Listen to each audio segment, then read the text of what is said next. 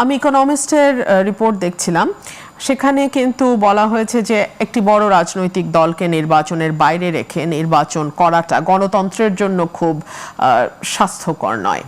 এবং বিবিসির যে সাক্ষাৎকারটি আপনারা দেখেছেন ডক্টর মোহাম্মদ ইউনূসের, সেখানেও কিন্তু ওনাকে বারংবার বেশ কঠিন প্রশ্নের মধ্যে দিয়ে যেতে হচ্ছে। সুতরাং ইন্টারন্যাশনাল মিডিয়ার যে একটা প্রচ্ছন্ন এক ধরনের মানে হি ইজ আওয়ার সান, হ্যাঁ, এই ধরনের একটা অ্যাটিটিউড ছিল যে হি ইজ আওয়ার সান, ওই জায়গাটা থেকে বোধহয় বিবিসি বা এই ধরনের গণমাধ্যমগুলো বেশ অনেকটাই বের হয়েছে। বিশেষ করে লাস্টলি ইকোনমিস্টের যে রিপোর্ট এসছে সেটাতে এটা পুরাই খুব স্পষ্ট।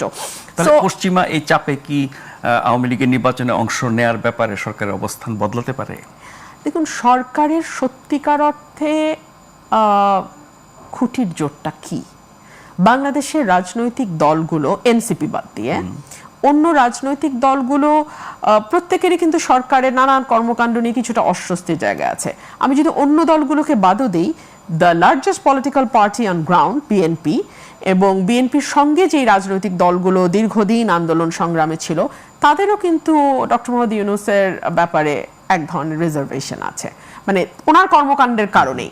সাধারণ মানুষ কিন্তু একেবারেই হ্যাপি না। আপনি নিশ্চয়ই একদমই আমজনতার সঙ্গে আপনার কথা বলতে হয়, চলতে হয়।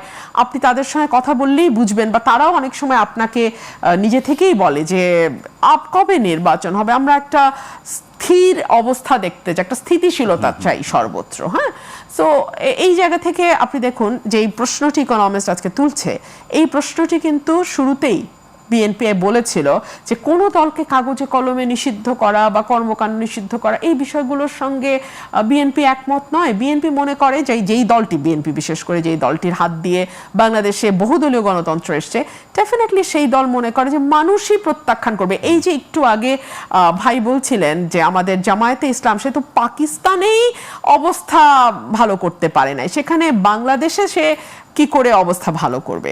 সো বাংলাদেশের মানুষ কিন্তু জানে যে কাকে ভোট দিতে হবে, কাকে কোন দলের পাশে থাকতে হবে, কোন দলের সমর্থন করতে হবে, এটা কিন্তু বাংলাদেশের মানুষ খুব ভালো বুঝে। সো বাংলাদেশের মানুষের হাতেই যদি এই সিদ্ধান্তটা ছেড়ে দেওয়া হতো তাহলেই সবচেয়ে ভালো হতো। সেই অবস্থানে আপনারা ছিলেন, কিন্তু যখন নিষিদ্ধ করা হলো সেটাকে আবার আপনারা স্বাগত জানিয়েছেন।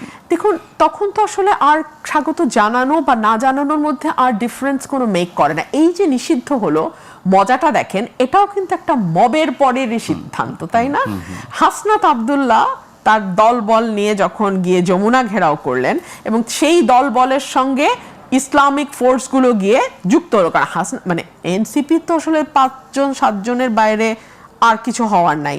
বরং এখন এমন অবস্থা যে একজন আরেকজনের অর্থনৈতিক এবং নৈতিক স্খলন নিয়ে ওপেন ডিসকাশন, ওপেন সংবাদ সম্মেলন, ওপেন সবকিছু হচ্ছে। হ্যাঁ, সো ওনাদের তো 8 জন বা 10 জনের বাইরে তো আর কারাই বা আছে। সো ইসলামিক ফোর্সকে আনা হলো, এনে এমন একটা অবস্থা তৈরি করা হলো যাতে সরকার তার যেই মনের ইচ্ছা সেটিকে সে বাস্তবায়ন করতে পারে।